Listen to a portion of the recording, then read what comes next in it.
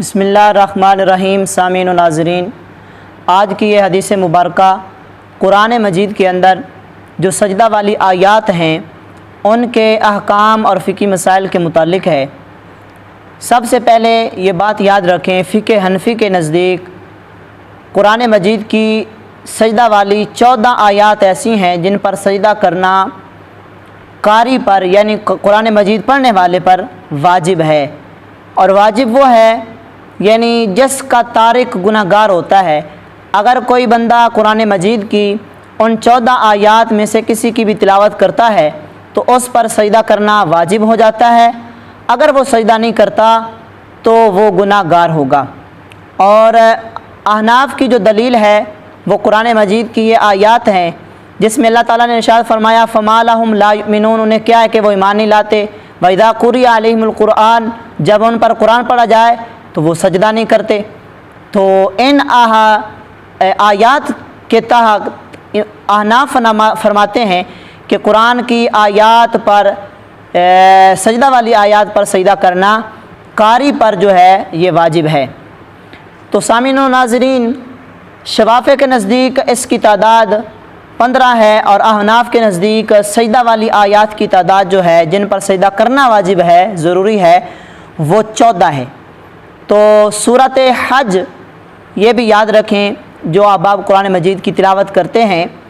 تو ہمیں اس مسئلے کا پتہ ہونا چاہیے، جو سورۃ حج کے آخر پہ یعنی پارہ نمبر 17 کے آخر پہ جو سجدہ ہے احناف کے نزدیک اس سجدے کا کرنا واجب نہیں ہے۔ اور نبی پاک صلی اللہ علیہ وسلم نے اپنے صحابہ کو اور اپنی امت کو ان سجود کے کرنے کا بھی حکم دیا، اور حضور نے تعلیم بھی ارشاد فرمائی۔ سب سے پہلے جو حدیث مبارکہ ہے جس میں نبی پاک صلی اللہ علیہ وسلم کا عمل ہے کہ حضور نے ان آیات سجدہ پر حضور نے سجدہ کیا، اور حدیث پاک کے راوی حضرت ابی ہریرہ رضی اللہ تعالیٰ عنہ آپ فرماتے ہیں سجدنا مع النبی صلی اللہ علیہ وآلہ وسلم فی اذا السماء انشقت واقرأ بسم ربک الذی خلق۔ نبی پاک صلی اللہ علیہ وسلم کے ساتھ ہم نے سجدے کیے جب نبی پاک صلی اللہ علیہ وسلم نے سورۃ اذا السماء انشقت پڑھی، اور جب نبی پاک صلی اللہ علیہ وسلم نے سورۃ علق پڑھی، تو ہم نے نبی پاک صلی اللہ علیہ وسلم کے ساتھ مل کر ان آیات سجدہ جب حضور نے تلاوت فرمائی تو ہم نے حضور نبی پاک صلی اللہ علیہ وسلم کے ساتھ مل کر سجدہ کیا۔ دوسری حدیث پاک بھی یاد رکھیں جس کے راوی حضرت ابن عمران رضی اللہ تعالیٰ عنہ ہیں، فرماتے ہیں سجد فی صلاۃ الظہر، نبی پاک صلی اللہ علیہ وسلم نے ظہر کی نماز میں سجدہ فرمایا، ثم قام، پھر نبی پاک صلی اللہ علیہ وسلم کھڑے ہوئے، فرکع، تو نبی پاک صلی اللہ علیہ وسلم نے رکوع کیا، اور ہم نے دیکھا فرآ، ہماری یہ رائے تھی، ہم نے یہ سمجھا کہ نبی پاک صلی اللہ علیہ وسلم نے جو سجدہ کیا ہے ظہر کی نماز میں اس کی وجہ یہ تھی کہ نبی پاک صلی اللہ علیہ وسلم نے سورۃ تنزیل، سورۃ السجدہ جو تھی نبی پاک صلی اللہ علیہ وسلم نے وہ تلاوت فرمائی ہے، جس کی وجہ سے نبی پاک صلی اللہ علیہ وسلم نے ظہر کی نماز میں بھی سجدہ کیا۔ تو اس حدیث مبارکہ سے یہ بات بھی ثابت ہو رہی ہے، یہ بات بھی واضح ہو رہی ہے، اگر فرض نماز کے اندر امام صاحب کوئی ایسی آیت پڑھتے ہیں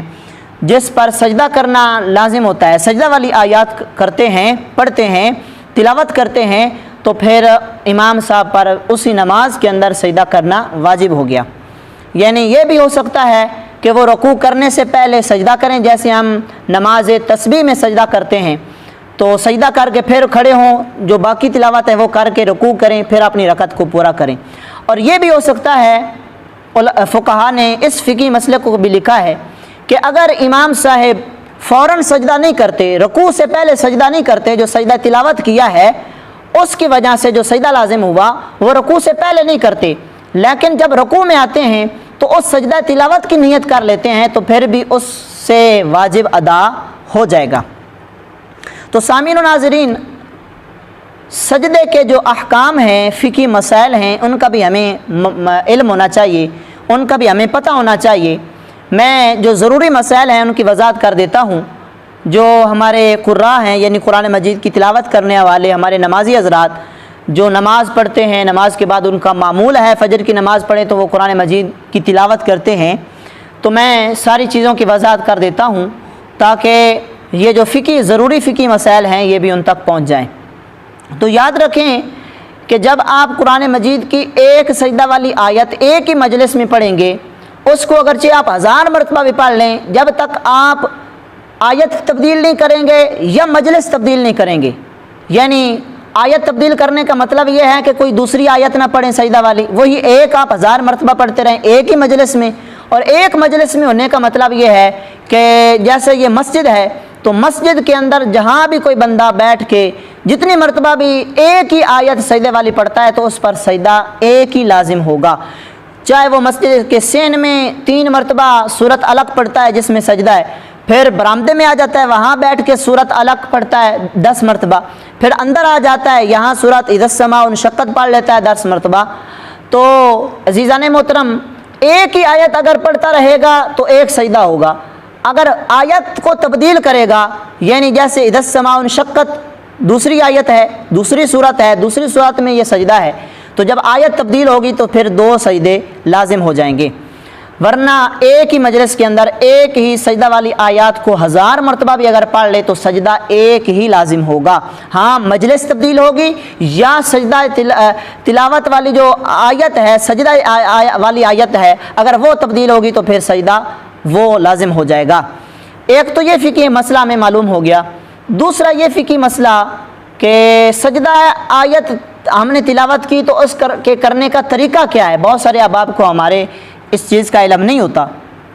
اور یہ مسائل بہت سارے احباب نے پوچھے بھی ہیں۔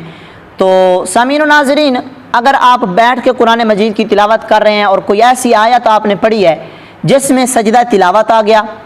تو اب فقہا فرماتے ہیں کہ بہتر یہ ہے کہ وہ کھڑا ہو جائے اور کھڑا ہو کے پھر سجدہ کی طرف آئے۔ اب اس کے لیے کانوں تک ہاتھ اٹھانے کی بھی ضرورت نہیں ہے، ہاں اگر کوئی اللہ اکبر کہتا ہوا آ جاتا ہے سجدے کی طرف تو یہ اچھا ہے، لیکن لازم نہیں ہے۔ پھر جب وہ سجدہ کرے گا تو سبحان ربی الاعلی یہ پڑھنا بھی لازم نہیں ہے، ہاں اگر پڑھ لیتا ہے تو یہ نور علی نور ہے، یہ بہت اچھی بات ہے کہ اس نے سجدہ بھی کیا اور اللہ کی تسبیح بھی بیان فرمائی ہے۔ تو اس کا سلام نہیں ہے، اور یعنی یہ نہیں ہے کہ جب آپ سجدے سے سر اٹھائیں گے تو آپ پہلے دائیں طرف سلام پھیریں گے جیسے نماز کا پھیرا جاتا ہے، یا بائیں طرف سلام پھیریں گے، نہیں، یہ بھی بالکل لازم نہیں ہے اور کرنا بھی نہیں چاہیے، سلام بھی نہیں پھیرنا چاہیے ایک۔ اور یہ بھی بات یاد رکھیں، اگر آپ نے سجدہ کرنا ہے تو ایک ہی سجدہ لازم ہوگا، یعنی 2 بار آپ کو سجدہ کرنے کی ضرورت نہیں، صرف ایک بار آپ سجدہ کریں تو آپ کا سجدہ تلاوت جو آپ پر واجب ہوا تھا وہ ادا ہو جائے گا۔